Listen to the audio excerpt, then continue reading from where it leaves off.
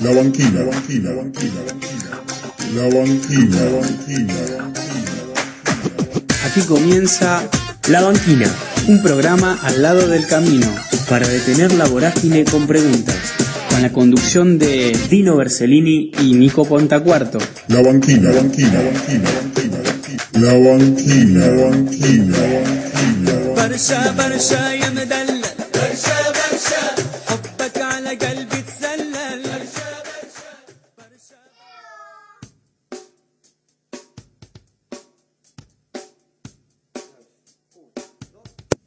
Porque estamos experimentando dificultades técnicas existenciales que ya vamos a resolver a continuación.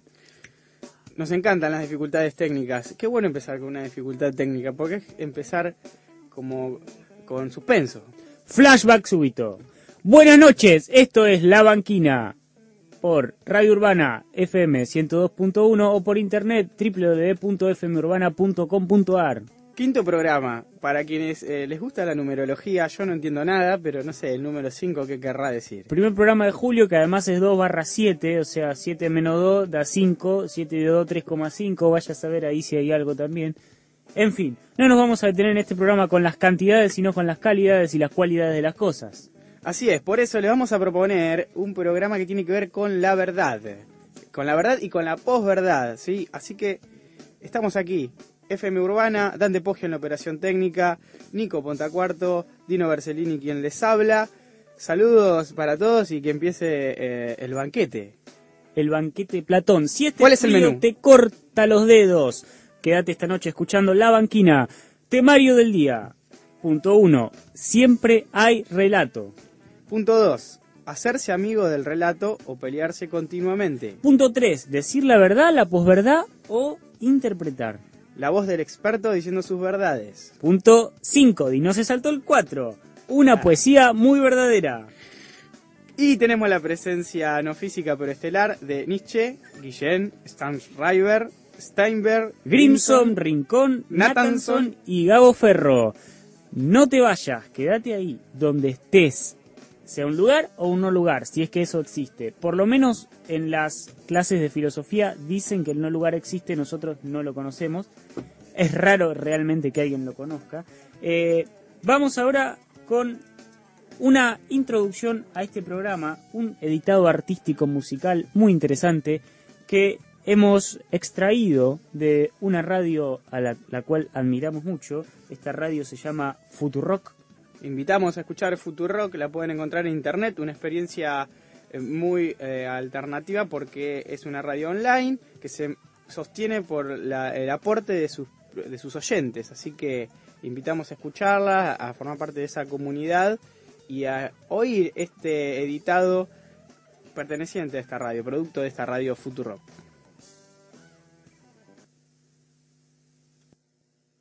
Amo este país y los amo cada uno de ustedes. Y por ustedes y con ustedes vamos a construir la Argentina que soñamos. Cerrar la puerta, nuestra cama espera abierta, la locura apasionada del amor. Sería feliz de no haber tenido que hacer ningún aumento. Pero la realidad es que todos sabemos que le damos una economía al borde del colapso. Le hiciste creer a un empleado de que su sueldo servía para comprar celulares, plasmas, autos, motos. No, pero ahí está, por eso lo importante es esto. Nos transformamos en Venezuela. Dijimos que en el segundo semestre iba a bajar drásticamente la inflación y eso se va a cumplir. Macri está en su eje, en su centro. Yo no digo que es espectacular. Y con algo, quiero decir, de Nelson Mandela. El presidente no tiene ni cuentas, ni activos no declarados. Dijo la verdad. Nosotros realmente hasta ahora no tuvimos denuncias Las serias. principales visas de la Argentina están tomadas por peruanos.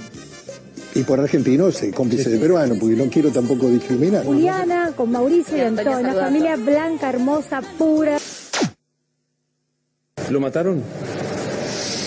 Mira, yo no lo puedo decir, pero mira, llegué 10 minutos tarde porque estaba mirando una serie que se llama Tirador, ¿no? Y hay una escena donde la mafia rusa agarra a una persona, la sienta en una silla, le pone unos aparatos especiales, le pone la pistola así y de golpe... La Banquina, un programa al lado del camino.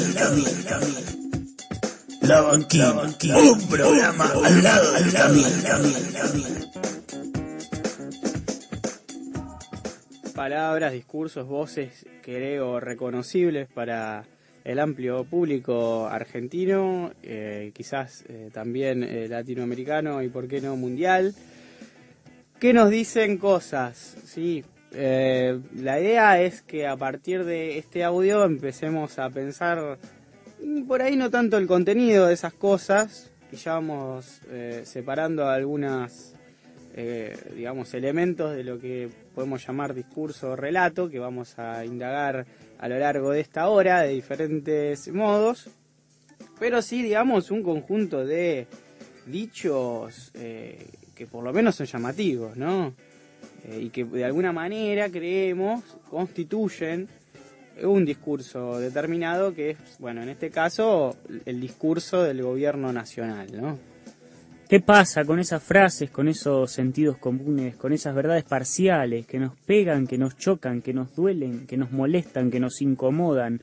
¿Dónde empezó eso? ¿Cuándo empezó eso? ¿Por qué empezó eso? Todo esto y mucho más en La Banquina.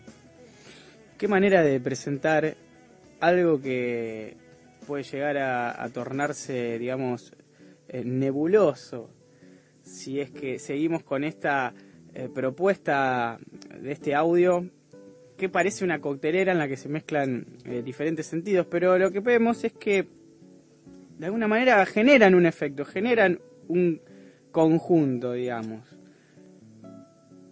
¿Qué es lo que está detrás de todo eso que se dijo? Incluso en un momento, al final, escuchamos casi una mención a una serie. Apareció el discurso, digamos, de la ficción, apareció un discurso que podemos denominar de la autoayuda, otro muy afectivo, los amo, escuchamos que una voz nos dijo. Bueno, ¿qué podemos extraer de todo esto? Empecemos con una breve historia. ¿Cómo no? Para dar un poco de contexto a esta humanidad tan bastardeada. Imagínese usted, en la época en que todavía la palabra no existía, en que la palabra no era usada, que usted tenía un problema con otro sujeto. Imaginémonos en ese entonces con un animal pensante, o con un orangután pensante, o con ese eslabón perdido de la cadena evolutiva que está perdido. Imagínese usted que tenía algún conflicto con ese otro animal pensante. Correcto. ¿Cómo podía diferenciar usted un estado de violencia y odio permanente a ese sujeto de una caricia, de un estado de enamoramiento, ¿sí? ¿Cómo lo hacía usted? Bueno, copiando, por supuesto, imitando esos sonidos naturales de otras especies no pensantes, otras especies que no han desarrollado el lenguaje. De esa manera usted podía intercambiar, por ejemplo, piropos, o ¿no? miradas, o pequeñas gramáticas cotidianas con otra neandertal u otra sujeta individua de ese momento. Así nace la palabra, porque es obvio que no podemos usar como medida de intercambio 1 kilo de carne si yo lo que te estoy dando son 3 espadas. Así surgió el dinero, ¿no? Porque era imposible que las espadas y la carne, por ejemplo, se cambien de igual a igual. Entonces, se inventó una medida extra a esas cantidades o a esas cosas que se estaban intercambiando, que fue el dinero. La palabra, en definitiva, se inventó también para empezar a matizar todo ese mundo vivido, todo ese mundo real, todo ese mundo sensorial que era percibido por los primeros hombres y las primeras mujeres, y esos primeros hombres y primeras mujeres no podían expresar todo, por ejemplo, con una piña en la cara, con un garrotazo en la cabeza, con una caricia en la mejilla. Entonces la palabra viene a suplantar esos gestos originarios o esos intentos de acercamiento o de contacto con el otro, con la otra, que eran difícilmente sostenidos únicamente por el lenguaje no verbal. Desde ese momento, el ser humano ontológicamente empieza a relatarse. ¿Qué significa relatarse? Contarse, escribir cosas sobre lo que vive, describirse, hablar de sí mismo de una manera particular, ¿sí? Relatarse específicamente tiene que ver con decidir una voz que va a ser la que cuente una historia. Una historia son los hechos, ¿sí?, de la realidad que objetivamente suceden. Después vamos a hablar de esto de objetivamente, por supuesto. Entonces, esos relatos tienen algo central que es una voz. Ahora la pregunta es, señor espectador, señora espectadora, señor escuche. ¿Cómo se conjugaría, no? El escucha. El escucha aparte queda muy imperativo. Interesante. Sí. Entonces, escuche. Leo una pregunta, si usted está ahí del otro lado, si ese lado existe y si usted está ahí. ¿Quién relata su historia? ¿Quién relata su vida? ¿Es usted quien relata su vida o está siendo relatado por otros o por otras? ¿Es usted relatado por sí mismo o es relatado por voces ajenas? Por la voz de un canal de televisión, de un periodista que te cae súper bien, de una excelentísima presentadora como Mirta Legrand, de tu psicólogo, tu psicóloga, tu psiquiatra. ¿Quién relata tu historia? Hay la dificultad de la primera soberanía, que es sobre nuestro cuerpo y sobre nuestra vida. ¿Quién relata tu vida? ¿Qué pregunta?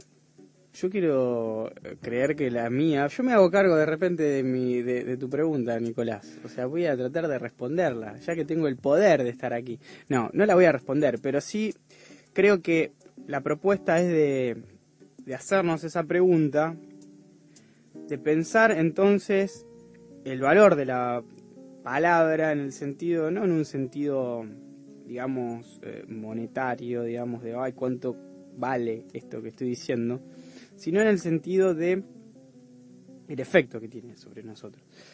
Vos hablabas también, Nico, del cuerpo. Bueno, aunque a veces se tiende a separar el mundo de las palabras del mundo del cuerpo, es también interesante pensar cómo las palabras definen cuerpos, enjaulan cuerpos, normalizan cuerpos. Entonces, la relación que hay entre el poder y la palabra. Y el poder de la palabra. Claro. Por eso mejor decir el poder de la palabra que el valor de la palabra, al menos para los fines que nos traen aquí en este programa. Vos imaginate, escuche, Dino, Dante, imagínense, volvamos a ese pasado remoto, sin lenguaje al que yo me refería. Imagínense que en ese pasado había cosas, objetos, seres, meteoritos, dinosaurios, brujas, cosas. Se mezclaron todos los cuentos. Cosas, hadas, duendes, cosas que no podíamos nombrar porque no había palabras para nombrarlas. Todas esas cosas estaban caóticamente ordenadas o dispersas por el globo, por el mundo, que en ese momento, por supuesto, según cuentan, según relatan, había más volcanes en erupción, meteoritos que caían, si a la luna se le arrancaba un pedazo, el mundo estaba sobre 4 elefantes gigantes, según la filosofía hindú, por ejemplo. Entonces, todas esas interpretaciones, todos esos relatos se nos mezclan en este presente, un presente que siempre decimos mejor, porque tenemos palabra, porque lo hemos ordenado, porque lo hemos clasificado, porque está cada vez más al alcance de nuestras manos, a medida que vamos observando y guardándonos y recortando un pedacito del mundo, como el que ve esa planta por primera vez y agarra una hojita y se la guarda y la seca y dice, esta planta es un ejemplar de, ¿sí?, Potus. Bueno, entonces, el presente no tiene que ver más con clasificar, ¿sí?, que con ese caótico desorden que había en el pasado. Entonces la palabra viene también a ser como ese principio vertebrador de nuestra civilización, ¿sí? Y cuando hablamos de palabra hablamos de razón, porque la palabra tiene que ver con la racionalización. Yo con la palabra puedo pensar y a través de la palabra pienso. Entonces, ¿qué pasa con esa realidad que queda por fuera de la palabra? ¿Hay aún todavía una realidad que no podemos nombrar, que no se puede alcanzar con los dominios de la palabra. Por ejemplo, hay algo interesante que siempre recuerdo que decía Julio Cortázar, que había algo que a él le pasaba cuando llegaba a ciertos lugares. Imagínense, ¿no? Vas a visitar a un familiar, a un amigo, y en el camino venís pensando en una canción, tarareando en una canción. Supongamos Muchachos Ojos de Papel, ¿no? Yo vengo tarareando Muchachos Ojos de Papel. Entonces, Dante, tararea. Llego de pronto a la casa de ese amigo amiga y ¡pum! En la radio empieza a sonar esa canción. Uf, en la radio empieza qué fuerte. a sonar esa canción. Entonces yo, ¿no? Suele pasar eso. Yo, Julio Cortázar, digo, ¿cómo sabían que venía tarareando esa canción? No, estamos escuchando la radio. Nosotros no pusimos esa canción. Claro, entonces Cortázar dice, esas cosas que todo el día nos pasan y relegamos al terreno de la excepción y de lo fantástico y de la casualidad. Todo eso que decimos normalmente que son casualidades, en realidad son hechos ordenados por un azar que nos da tanto miedo reconocer como parte de nuestra existencia tan lógica y tan formal y tan seria, que claro, preferimos, ¿no?, armarnos nuestro campito, alambrar nuestra zona de confort, quedarnos ahí adentro y no percibir todas esas casualidades a las que trágicamente llamamos casualidades cuando en realidad son hechos fantásticos que están rodeándonos todo el tiempo y solamente no queremos poner nuestra atención ahí. Claro, la irrupción de lo fantástico, de lo no nombrado, de aquello que lo fantástico en la literatura, por sobre todas las cosas, lo fantástico es una categoría propia de la literatura. Y lo fantástico muchas veces irrumpe como algo terrorífico. No en el sentido de lo terrorífico como eso, digamos, aterrador y violento y con el cual corremos peligro, sino aquello que no podemos de alguna manera simbolizar. Entonces irrumpe algo que desordena, que revuelve y que inmediatamente tenemos que tratar de, digamos, de cercar con los signos, con las palabras que tengamos a mano, nombrar de alguna manera eso que irrumpe. Imagínese usted, por ejemplo, que ve un día súper soleado, mira al cielo y dice, qué día hermoso, me voy a ir a la Plaza Belgrano a tomar mate. Antes de salir, por supuesto, cuelga la ropa y dice, voy a dejar la ropa colgada, cuando vuelvo de la plaza está seca. Y de pronto, ya a un par de cuadras de su casa, el cielo de pronto genera una tormenta terrorífica, un efecto climático impredecible. Ajá. Entonces, claro, ¿qué es eso fantástico, no? De pronto lo fantástico podemos pensarlo como lo impredecible, claro, lo que rompe totalmente, con lo que yo esperaba. Con la cotidianidad. ¿Sí? Llevando a la literatura, lo fantástico tiene que ver con la irrupción, además, de elementos sobrenaturales mágicos que van a chocar con esa lógica imperante, que es la lógica. ¿Sí? Hay un escritor italiano muy interesante que se llama... Cuando se te va el nombre también es un hecho fantástico. No viene. Gianni Rodari. Gianni Rodari, un escritor italiano muy interesante, que él dice, claro, nosotros pensamos todo el tiempo en términos de lógica. ¿Qué pasaría si esa lógica, si ese paradigma de la lógica que impera en todo lo científico, en todo el área de lo serio en nuestro mundo, lo reemplazaríamos por lo fantástico, ¿no? Por el razonamiento fantástico? ¿Qué distinto sería nuestro mundo? Claro, y como fue distinto, por ejemplo, para la lógica racional, blanca, cristiana, el encontrarse con esto que ellos denominaban el nuevo mundo. Esto que por ahí en literatura solemos mencionar como realismo mágico, no es más que la realidad latinoamericana, que a los ojos de los españoles, de los europeos, se mostraba como algo totalmente maravilloso, lo real maravilloso que mencionaba Carpenter, por ejemplo.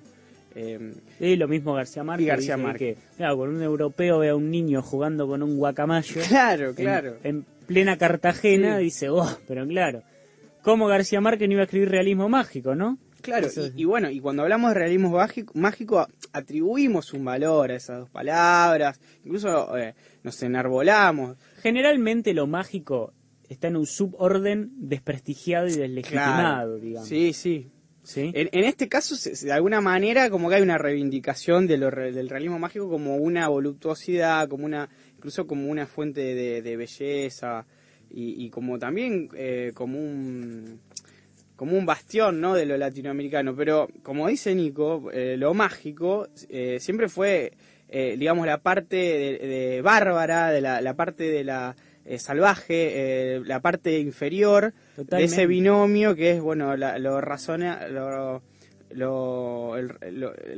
y lo irracional. O sea, por ejemplo, en la antropología más clásica y agreguémosle despectiva, el pensamiento mágico es un pensamiento inferior que a los ojos del etnocentrismo europeo eran, por ejemplo, el sistema de pensamiento que tenían las tribus africanas. Pensamiento mítico. Claro, el pensamiento mítico. Ahora bien, esto de lo mágico como algo inferior, por ejemplo, está presente todavía en los discursos actuales e incluso en los discursos históricos que nos constituyeron como nación. Esto, por ejemplo, de la irrupción, por ejemplo, se me vienen dos cosas a la cabeza. Uno, la irrupción de las clases populares como sujetos y sujetas políticos. Esto del aluvión zoológico, como eso que irrumpe, eso mágico, que desordena, que irrumpe y que molesta y que hay que nombrar de algún modo, y se lo nombra con una categoría despectiva, valorativa, se los pone del lado de los animales. Cuando las periferias toman los centros. Claro, cuando las periferias toman los centros, exacto. Y pasa también, los centros se encargan de desprestigiar, demonizar y llamarle mágico o excepcional a esas circunstancias. Y actualizando esto, en cuanto, por ejemplo, a otras, digamos, otros sectores oprimidos de la sociedad, por ejemplo, las mujeres, esto, bueno, las brujas, las locas, bueno, las madres de Plaza de Mayo, las locas de la plaza, ¿no? Siempre corriendo hacia el lado de la locura, hacia el lado de lo irracional, a aquella disidencia. Ahora bien, tampoco desde acá queremos repetir ese binomio, esa dicotomía. O sea, me parece que la propuesta es matizar eso, complejizarlo, no reproducir los binomios y también entender toda la riqueza que hay en eso que solemos llamar irracional y mágico. Y en conclusión, ¿quién relata tu vida? ¿Lo pensaste o no lo pensaste? Podés enviarnos tu respuesta en este momento al Facebook de La Banquina FM Urbana, lo encontrás. Podés enviarnos tu respuesta a nuestros WhatsApp en casos que los tengas. Si no los tenés, mala suerte para vos. Lo vas a conseguir en algún momento. Quédate tranquilo. Y tranquila. Siempre es importante. Algo muy interesante. Ningún relato, nadie va a relatarte a vos algo que supere tu propia experiencia. Eso es imposible, improbable. Es decir, si a vos te pasa algo en tu vida cotidiana, esa es la verdad más verdadera. Y contra eso no puede ningún relato, ¿sí? Por más que el relato venga con la espada afilada, con cara de blanquito, ojos celestes, Brad Pitt europeo, ningún relato, aunque te lo quieran vender con todas las 7 estrellas de los hoteles más lujosos, ningún relato va a ganarle a tu experiencia social. Por eso de este programa reivindicamos las luchas sociales en general. Y la lucha por el aborto legal, seguro y gratuito en el hospital en particular. Para luchar contra la espada y la palabra. Blas, ¿qué me decís de Blas? ¿Qué es entonces la verdad? Un ejército móvil de metáforas, metonimias, antropomorfismos, en resumidas cuentas, una suma de relaciones humanas que han sido realzadas, extrapoladas, adornadas poética y retóricamente, y que después de un prolongado uso a un pueblo le parecen fijas, canónicas, obligatorias.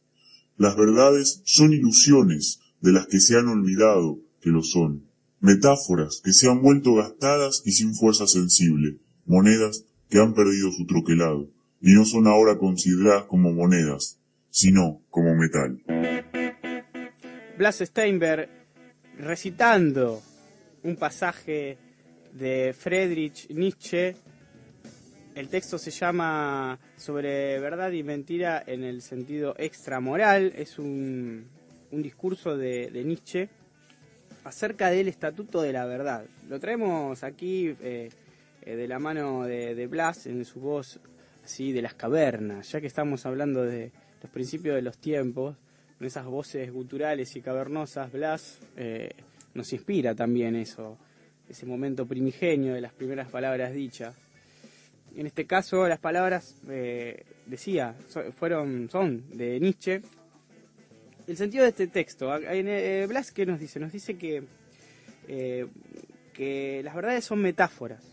O sea, metáforas que en su uso se volvieron verdaderas.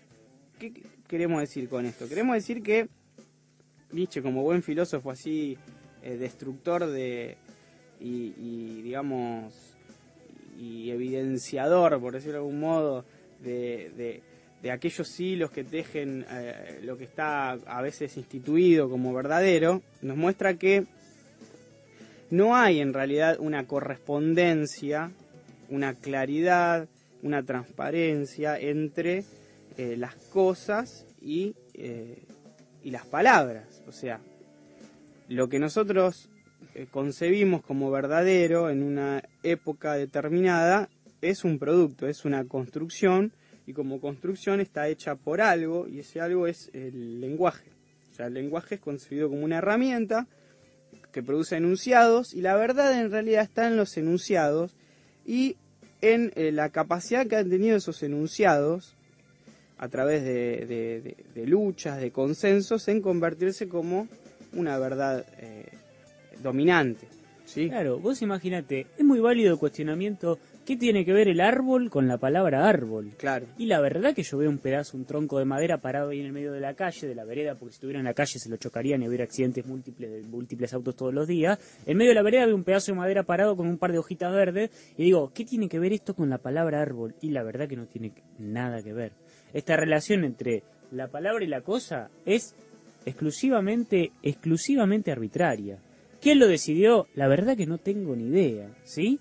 La verdad que cuando el español conquistador llegó a América, un tal Nebrija en España, en 1492, dijo, bueno, si vamos a ir al mundo nuevo, llevemos por lo menos un librito sobre cómo tienen que hablar los indiecitos. Entonces ahí llevaron la gramática de lengua española, ¿sí? Y esa gramática se estructuró todo lo que nos estructura hoy, que básicamente es el lenguaje en el que yo estoy hablando ahora.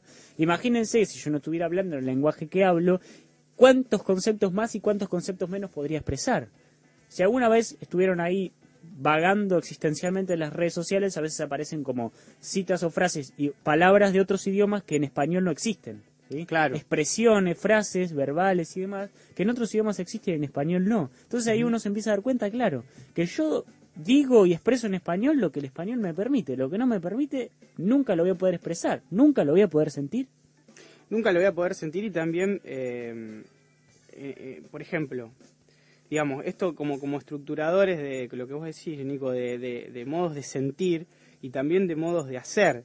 Por ejemplo, vamos a poner un ejemplo así que parece muy trivial, pero vos mencionabas estas palabras, hacías alusión a estas palabras que vienen de otras lenguas y que las utilizamos porque, bueno, no encontramos una palabra que pueda, en español, que pueda mencionar ese significado.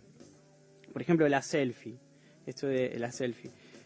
Pensemos cómo esa palabra irrumpió en nuestra cotidianeidad y moldeó muchas prácticas. Claro, podríamos decir autofoto.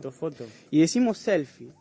Bueno, decir selfie y hacerse cargo de decir selfie tiene que ver con un uso social, con un consenso y con cómo de repente también se transformaron a partir de una palabra y una práctica, modos de, por ejemplo, narrarnos a nosotros mismos. Hoy que justo estamos hablando de relatarnos a nosotros mismos y también para recapitular algunas cosas que trabajamos en programa. Decir trabajamos suena como que acá estamos, pero bueno, claro. Cámaras fotográficas que se han hecho para retratar el mundo exterior, lo otro, lo que no soy yo, apuntando el foco, el lente para afuera. Sí. De pronto Facebook nos invita a apuntarlo para nosotros mismos y empiezan a producir una serie de aparatos llamados smartphones que tienen cámara adelante y atrás, que hace 10 años era ¿para qué pones una cámara adelante?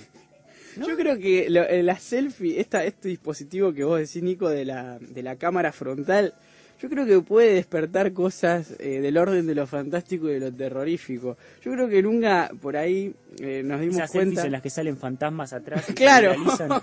fantasmas ¿Ves atrás. el espectro en esta foto? Dale me gusta si ves el fantasma. Totalmente, aparte, de repente, bueno, creo que a todos y a todos nos ha sucedido, de repente que se active la cámara frontal y ¡boom! Aparece nuestra imagen, nuestro rostro. Sí, o peor, una desfigurado. Imagen, porque... una foto completamente negra que vos decís, pará, ¿quién la sacó? Claro. ¿Yo o el fantasma que vive en mi bolsillo? Sí. Y la otra es todo lo que se aparece, ese rostro, ¿no? Que aparece ahí. Incluso con la posibilidad ahora de fotografiar cosas antes imposibles de fotografiar, qué sé yo, una muela. ¿Por qué no nos fotografiamos la tercera muela superior? El molar. ¿Por qué? Creo que llenaríamos de baba el celular. ¿Cómo llegas hasta ahí? Ah, bueno, ya una se va. técnica. De alguna manera, si de repente todos nos empezamos a sacar fotos de el tercer molar o de la campanilla, ¿cómo se llama? Sí, no sé. La campanilla, quizás de repente las compañías de celulares empiecen a desarrollar el celular antibaba, o sea, sumergible en baba. En caso alguno que saque alguna camarita como endoscópica, como esos... eso sería maravilloso. Como un bracito, una especie de camarita que te la podés hasta verte si tenés laringitis, por ejemplo. Retratá tu mundo interior. Y después entonces van a empezar a venir esas camaritas endoscópicas 4K, 8K, claro. Sí, claro. Y cada vez vamos a ver con más detalle nuestras cuerdas vocales y vamos a poder ser médicos de nosotros mismos, buscar los medicamentos en internet y listo. Y ahí desaparece otro eslabón en la cadena del mercado, ¿no? Y los médicos se quedan sin trabajo, por supuesto. Porque el fin último del neoliberalismo es que todos seamos pobres. Sí, por favor, seguid. Claro. Seamos pobres, pero fotografiemos nuestra pobreza. Pero que tengamos cámaras endoscópicas. Claro, esa es la paradoja, pero es así. Está incurriendo en paradojas este neoliberalismo que nos aqueja. Relacionemos entonces y aquí estamos, ahora, por eso estamos aquí. Audiencia, las narrativas, ¿no? La verdad, la posverdad, ¿qué es todo esto, Dino? A ver, iluminanos un poco.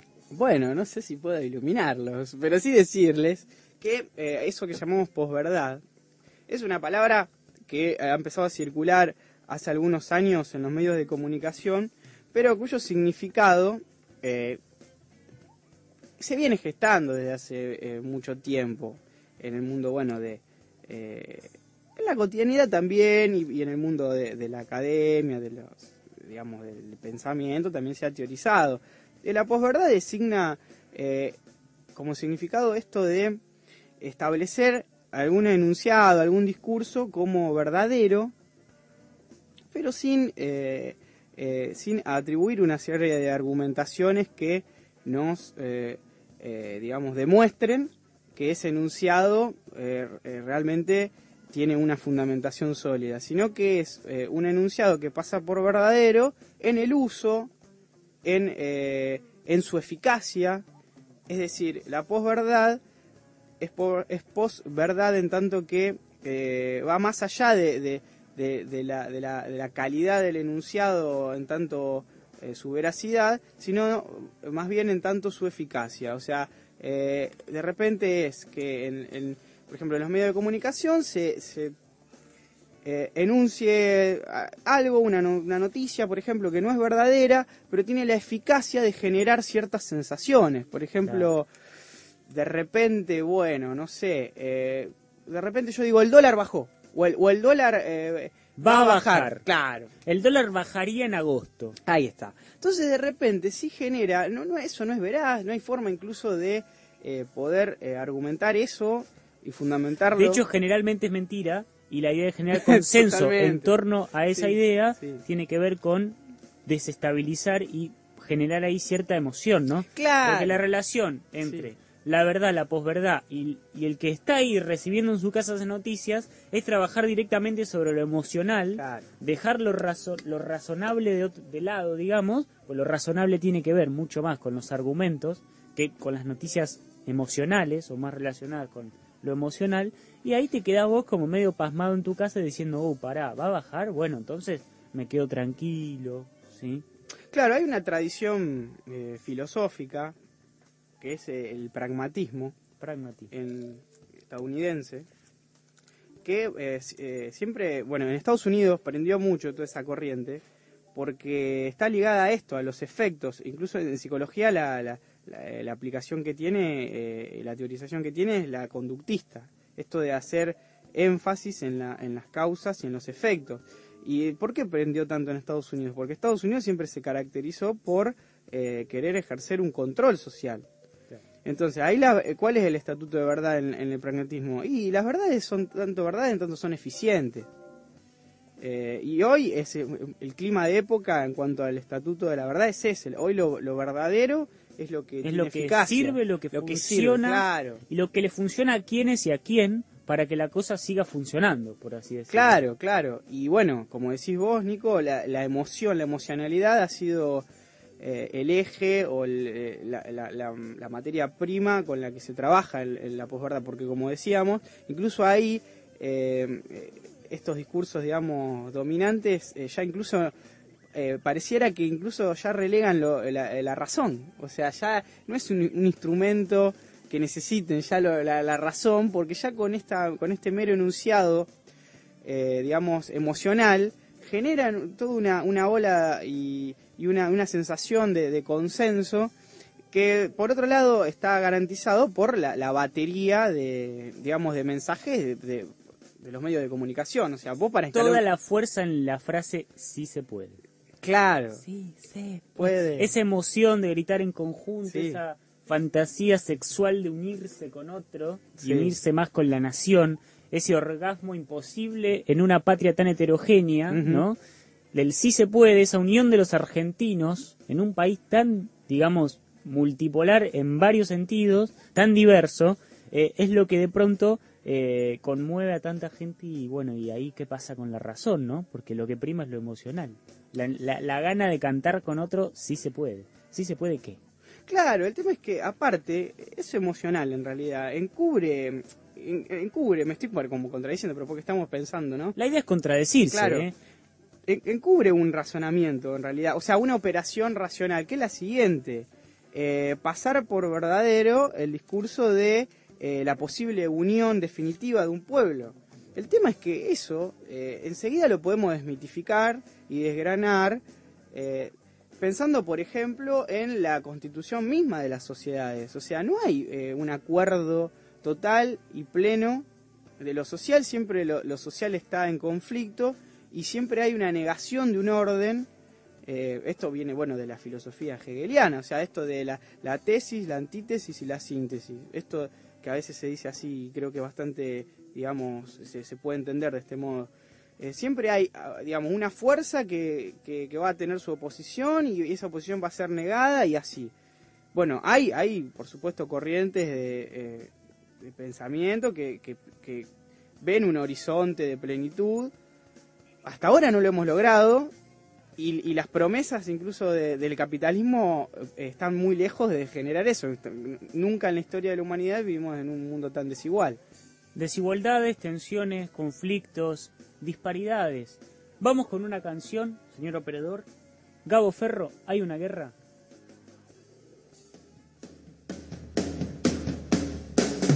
Hay una guerra allá afuera y te estoy invitando. Hay una guerra allá afuera y te estoy invitando. Las noticias son buenas y vas a dar batalla, pues lo quieras o no. Afuera hay una guerra, no sirve que te escondas ni que vivas rezando. Cuando la muerte se alza siempre acaba encontrando. Hay una guerra allá afuera y te estoy invitando. Hay una guerra allá afuera y te estoy invitando. Vas a perder tu historia, las ganas de contarte y hasta cómo elegir, cómo quieran amarte. Vas a perder tus cosas, tu vida verdadera. Vas a poder nombrarte solo como ellos quieran. Hay una guerra allá afuera y te estoy invitando. Hay una guerra allá afuera y te estoy invitando.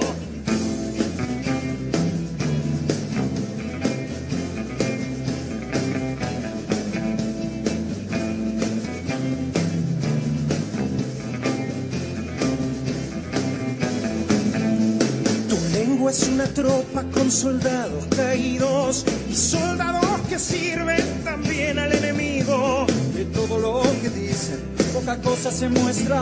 Es esclavo el contado y es amo el que lo cuenta. Hay una guerra allá afuera y te estoy invitando. Hay una guerra allá afuera y te estoy invitando. Hay una guerra allá afuera y te estoy invitando. Hay una guerra allá afuera y te estoy invitando.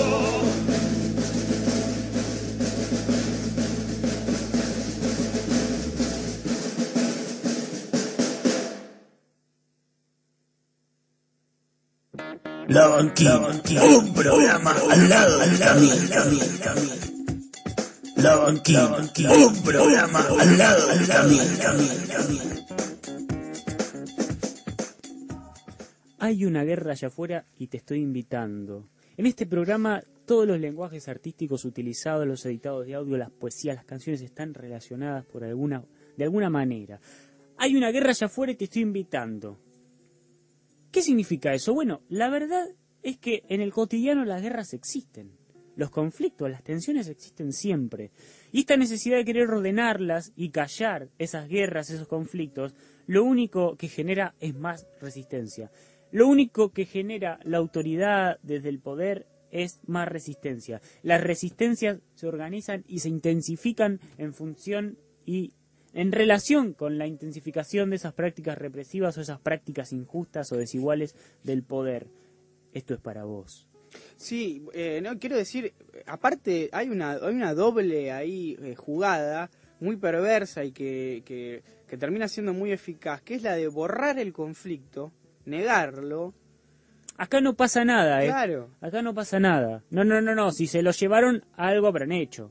Lo que encubre es la posición dominante de quien niega el conflicto, porque quien está negando el conflicto en realidad lo está llevando a cabo muy conscientemente, pero al negarlo está negando a la contraparte, la oposición que está formando parte de ese conflicto, y digamos se está haciendo también de esa batalla, de esa lucha, de una manera muy desigual y muy perversa. En la frase, por ejemplo, se lo merecen porque van con la pollera corta, y si andás hacia las 5 de la mañana es obvio que te va a pasar algo, porque sos mujer, ¿no? Ahí se está escondiendo de alguna forma ese cruel ente dominante, ese sistema que, como es un sistema, está tan invisible, pero cada vez más visible porque es muy palpable y muy tangible, y lo ves en los golpes que tienen las mujeres, o lo ves en cada vez que se callan o que hacen silencio porque alguien les está imponiendo ese silencio. Ese enemigo invisible llamado patriarcado, ¿no? Lo que intenta hacer todo el tiempo, a través de todos sus tentáculos, es negar esos conflictos. Es decir, no, pero acá no pasa nada, no, pero Argentina tiene niveles normales de violencia de género.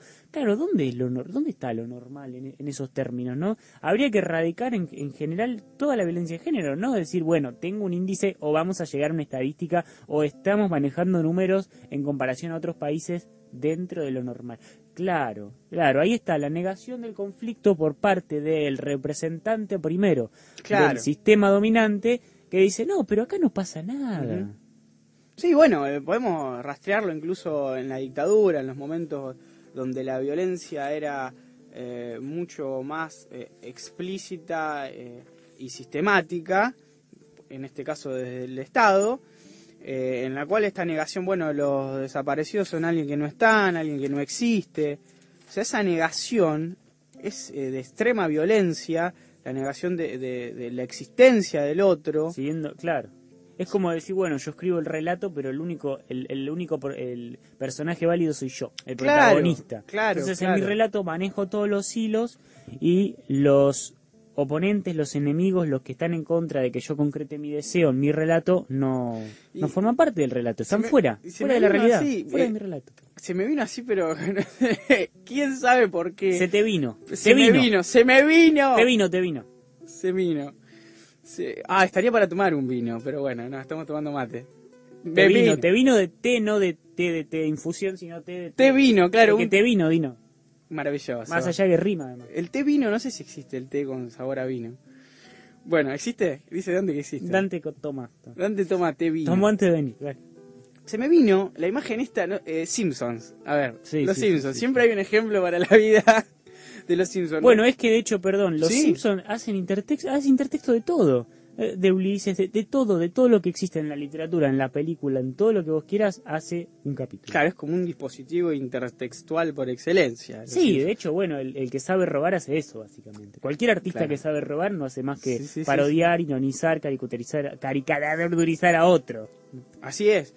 Yo recuerdo ese capítulo, lo recordarán, querides, el de el preso que es ayudado por Marge y que es artista, es pintor. Impresionante. Y tiene la posibilidad de, lo invitan a pintar un mural con la consigna Puma Pride. Puma Pride. Además es muy interesante el estereotipo del preso que ponen los Simpsons, un preso musculoso, ¿no? Así es.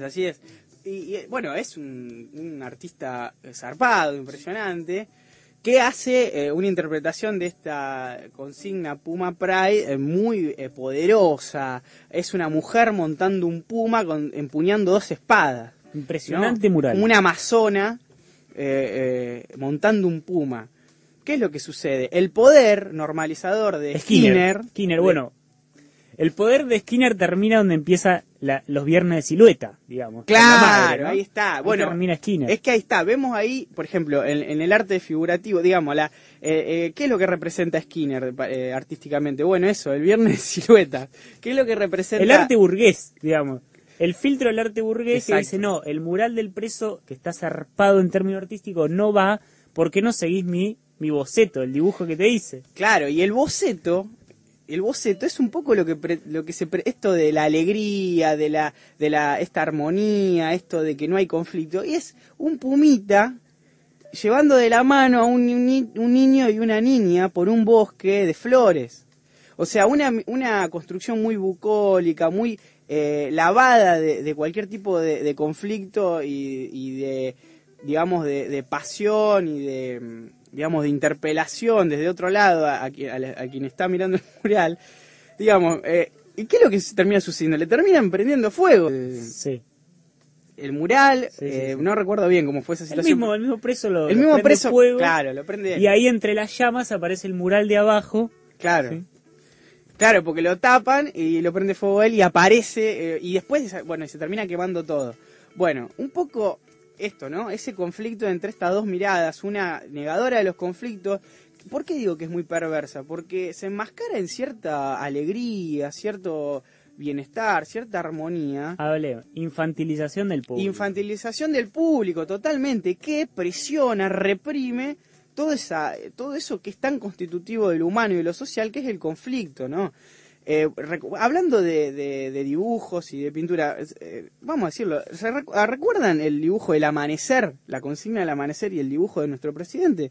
Lo que fueron 2 líneas, un semicírculo sobre una línea horizontal, un espacio vacío en la parte superior llamémosle del cuadro, y creo que unos rayitos. Bueno, ese era el amanecer.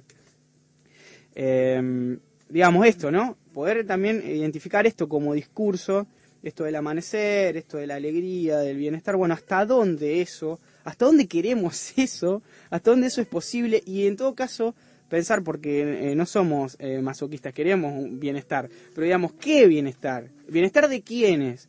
¿Bienestar con qué costo? En relación al dibujo del amanecer del presidente y este sol, tenemos una poesía de Jorge Guillén. ¡Qué maravilla! Una poesía de Jorge Guillén. Esto no estuvo planeado. Leída por una admiradora. Sí, más verdad, objeto de mi gana. Jamás, jamás engaños escogidos. Yo escojo, yo recojo, la verdad impaciente, esa verdad que espera mi palabra.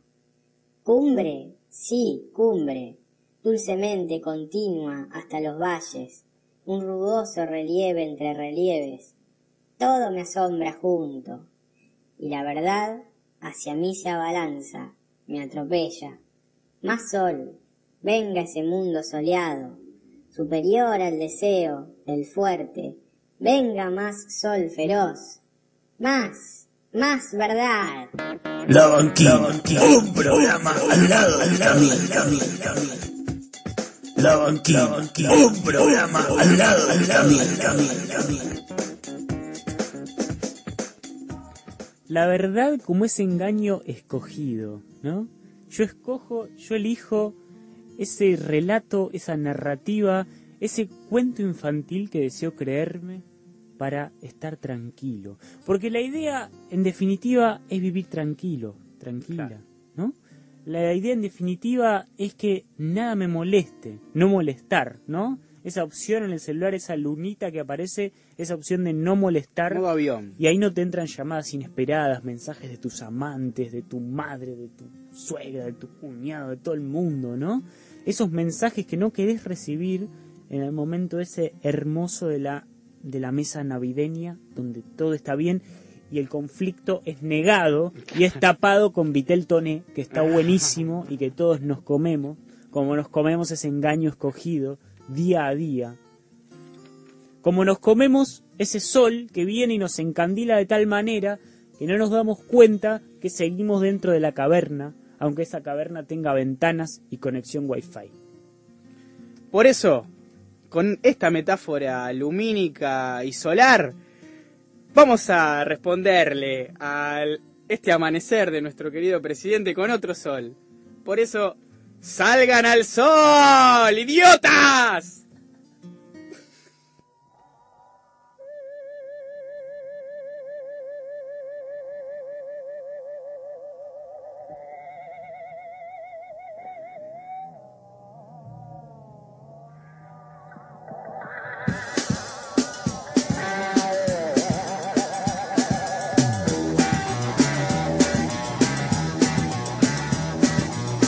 Bibliolatos nada más, ni un mani para mascar, 4 minifaldas y un patín olvidadas en un rincón. Salgan al sol, revienten,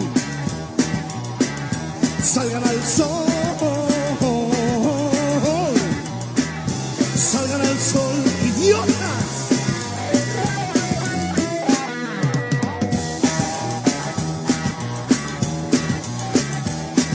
70 biblioratos nada más, ni un mani para mascar, una secretaria en minifalda y mi jefe en el rincón. Salgan al sol, revienten, salgan al sol, salgan al sol, paquetes.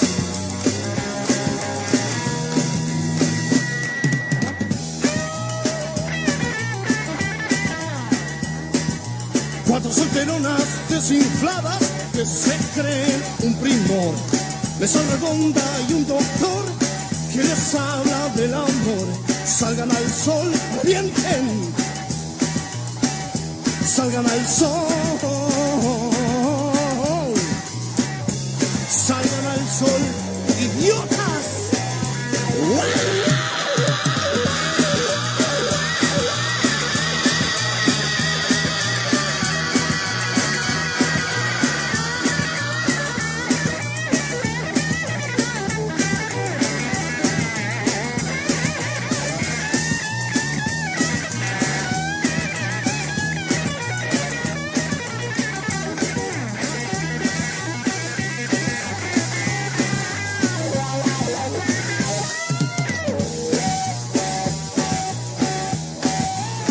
Solteronas desinfladas que se creen un primor, mesa redonda y un doctor que les habla del amor.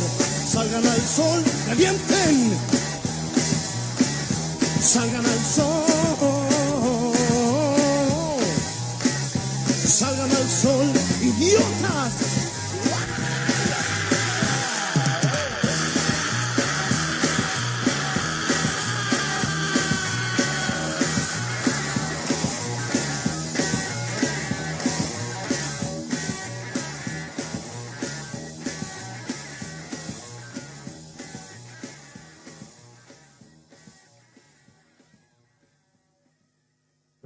La Banquina, un programa al lado del camino. La Banquina, un programa al lado del camino.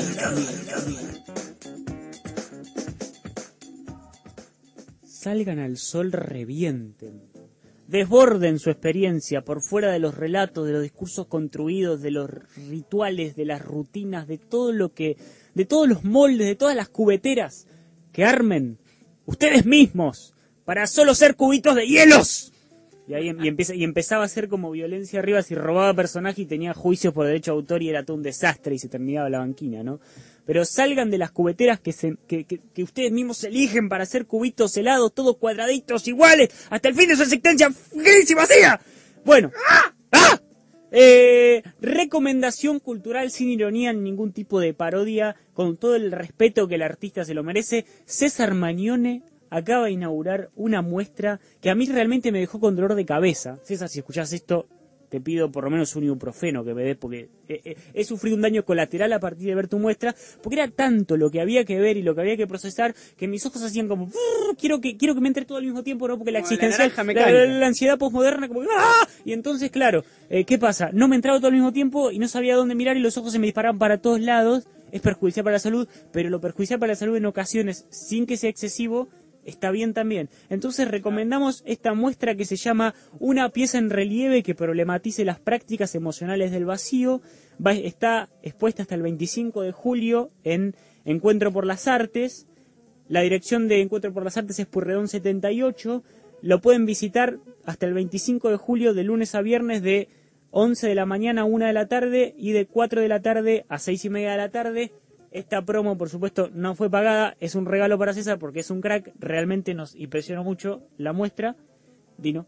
Sí, por supuesto, para pensar incluso muchas cosas que venimos también proponiendo acá desde la banquina, la verdad que César es un excelente artista que aparte nos propone también desde su obra todo un impacto y un pensamiento, o sea, nos permite disparar muchos pensamientos, incluso de esto que pensábamos en los primeros programas con respecto a la imagen y esta batería de imágenes que nos bombardean los medios de comunicación. Así que invitadísimos, la verdad que nosotros la disfrutamos muchísimo, nos impactó.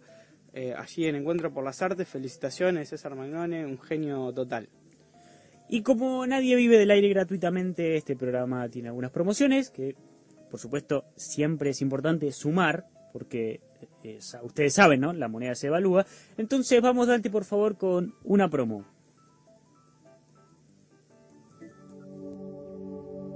Un masaje de la mano de un maestro de Reiki libera energía mal calificada y alivia tensiones. Un masaje sedativo combinado con Reiki es ideal para que la energía fluya con mayor rapidez y profundidad. Sandra Di Pardo. Sesiones de Reiki, sistemas Usui y Karu.